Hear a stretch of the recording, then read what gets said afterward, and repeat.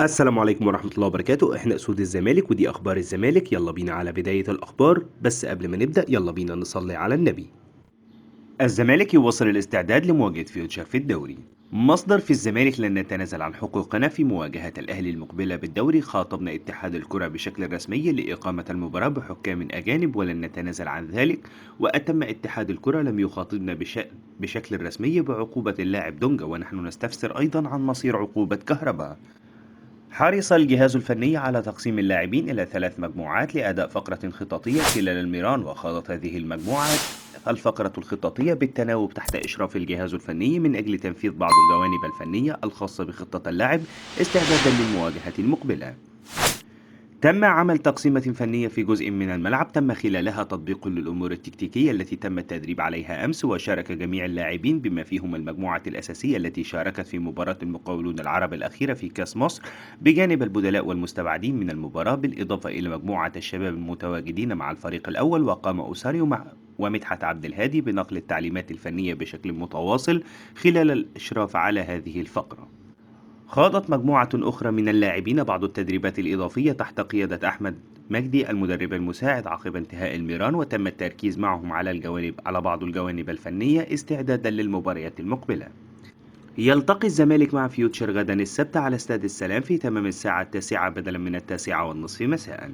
عقد أوساريو جلسة مع اللاعبين قبل انطلاق التدريبات الجماعية أمس، وتحدث أوسوريو مع اللاعبين عن ضرورة التركيز والعمل بكل جدية وقوة خلال الفترة الحالية لمواصلة الانتصارات والاستعداد للمرحلة المقبلة. وحرص المدير الفني على شرح مجموعة من الأفكار الفنية والخططية التي يقوم اللاعبون بتنفيذها استعدادا للمباراة المقبلة أمام فيوتشر. عرضت قناة نادي الزمالك فيديو خاص لمرتضى منصور الصادر في حقه حكم بالعزل أثناء تقديم أحمد وليد حارس مرمى فريق البنك الأهلي لكرة اليد من أجل تدعيم صفوف الكوماندوز استعدادا للموسم الجديد. وقال مرتضى: ده حارس كان لعب مع الأهلي على سبيل الإعارة في بطولتين، وأحمد مرتضى منصور نجح في التعاقد معاه. وأشار: بقول له أهلا بيك في الزمالك، وأنت عارف إن الزمالك في كرة اليد طول عمره نادي بطولات. وأضاف: أولاد صاحب العزبة شغالين على أعلى مستوى وعاملين تدعيمات على أعلى مستوى، حاجة تفرح وأنا فرحان بيهم. حمادة عبد الباري المدير الإداري ليد الزمالك: تم تسجيل جميع اللاعبين المستمرة عقودهم بالإضافة للرباعي المتواجد مع منتخب الناشئين مواليد 2002. وأشار: وفقا للائحة الاتحاد الدولي يحق لهم التواجد مع الفريق لمدة موسمين بدون عقود. وبالرغم من ذلك إدارة الزمالك متمثلة في أحمد مرتضى يجهز عقود للرباعي. وأضاف: الثنائي هشام وبوشا وقعا بشكل رسمي، بينما من المقرر توقيع محمد طارق وعمر الفولي. وأوضح: النادي قرر إرسال خطاب للاتحاد المصري لكرة اليد للحفاظ على حقوقه في رباعي الناشئين وفقا للائحة الاتحاد الدولي. حمادة عبد الباري: نجح أحمد مرتضى في التجديد لكل من أحمد حسام ومحمد بسيوني وأحمد مؤمن صفا، وتم الاتفاق مع وسام سامي على التجديد ل3 مواسم، ويتبقى التوقيع الرسمي. كما تم النجاح بالتعاقد مع أحمد وليد حارس مرمى البنك الأهلي ل3 مواسم، ومؤمن زكي من سموحة، ويتبقى صفقتين سيتم حسمهم خلال الأيام المقبلة. أحمد وليد حارس يد الزمالك الجديد: بشكر المستشار مرتضى منصور وأحمد مرتضى منصور، شرف ليا إني ألعب في الزمالك، وكان المفروض أجي السنة اللي فاتت لكن حصل مشاكل وجيت السنة دي وده شرف ليا. خصص الجهاز الفني فقرة تدريبات إضافية لمصطفى الزناري، وذلك خلال المران الذي أقيم صباح أمس. وأدى الزناري بعض التدريبات الفنية الإضافية عقب نهاية المران تحت قيادة مدحت عبد الهادي من أجل تجهيزه بالشكل الأمثل للفترة المقبلة ضمن برنامج موضوع للاعب من قبل الجهاز الفني.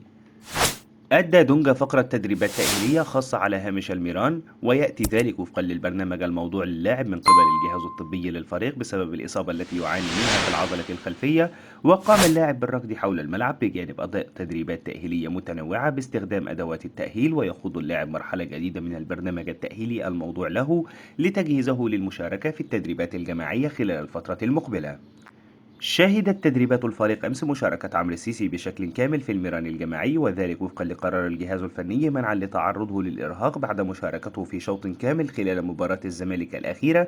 وأدى عمرو السيسي الفقرة التأهيلية والبدنية بجانب الفقرة الخططية والتقسيمة الفنية خلال المران الصباحي أمس. عمر ناجي وكيل حسام عبد المجيد لاعب الفريق. عبد المجيد لم يتلقى عروض أوروبية لكنه يحظى باهتمام أكثر من ناد في بلجيكا واليونان يتابعونه حاليا في كأس إفريقيا تحت 23 سنة.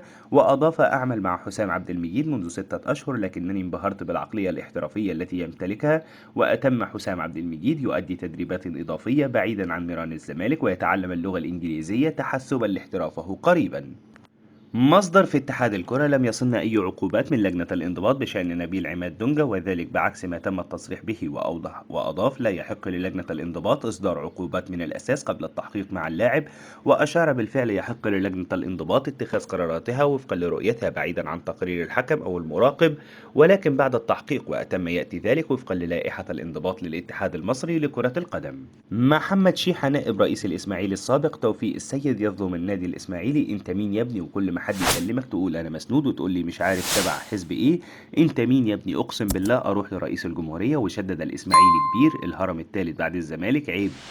الكل اجمع ان الكرة مش هدف. وليه الاهلي مش بيلعب في الاسماعيليه؟ لو المجلس الجديد ذكر ما يتنزلش والاهلي يلعب في الاسماعيليه. واشار جمهور الاهلي: ما بطلش سب في الاسماعيلي والمصري طول المباراه، احنا عملنا لك ايه؟ مش كفايه واخد لعيبه الاسماعيلي على مدار التاريخ وصفيت النادي؟ واستطرد: اللي حصل عيب وقله ادب، بتشتم الاسماعيلي ليه؟ تعالوا اسماعيليه. الزمالك بيروح الاسماعيليه وبتلاعب كل الانديه والاسماعيليه بتلاعب كل الانديه في القاهره. واتم: انا مشكلتي مع نادي بيقول لك نادي المبادئ وهو ما بيطبقش ادنى شيء من المبادئ. بيحاربوا مرتضى منصور علشان مش عاوزين منافسه. أحمد العجوز مدير الكرة بالإسماعيلي: لا أعلم لماذا يحدث ذلك مع النادي الإسماعيلي صاحب التاريخ الكبير. لم أقم بسؤال محمد حسن ولست في حاجة لسؤال اللاعب. وأضاف: قلت حتى لو لمست الكرة يد اللاعب وذهبت لقدمه فإنها تحتسب. وألوم على لجنة الحكام بأن الفار أعاد اللقطة من زاوية واحدة. لو أبلغني اللاعب بأي شيء لن أقوم بالإدلاء بأي تصريحات. وسنقوم بتقديم احتجاج رسمي إلى اتحاد الكرة بسبب الخطأ التحكيمي.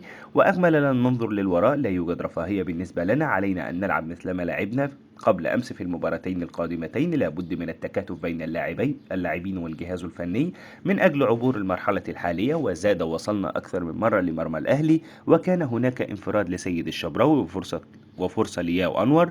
أشكر اللاعبين والجهاز الفني والجماهير التي ساندت ودعمت الفريق. أحمد العجوز: لا يوجد رفاهية لخسارة أي نقاط، ربنا يجازي من كان وراء سبب وصولنا لهذه المرحلة سواء رئيس ناد أو إداري أو أي شخص. وأشار إلى أن الأمور بالنسبة للفريق الأول تسير بشكل جيد في الفترة الحالية. كان هناك أمور كثيرة خاطئة وأتم فراس شواط قام بفسخ عقده من طرف واحد وأخطرنا بذلك. الأهم بالنسبة لنا هو البقاء بالدوري ومن ثم بحث أي ملفات أخرى. محمد شبانة: الأهلي يريد حسم اللقب بالفوز على الاتحاد ثم الزمالك وهو ما سيعطي للبطولة مذاقا خاص مختلف وهي على حساب الغريم التقليدي. بينما الزمالك يريد الفوز على فيوتشر ثم إثبات فرحة الأهلي.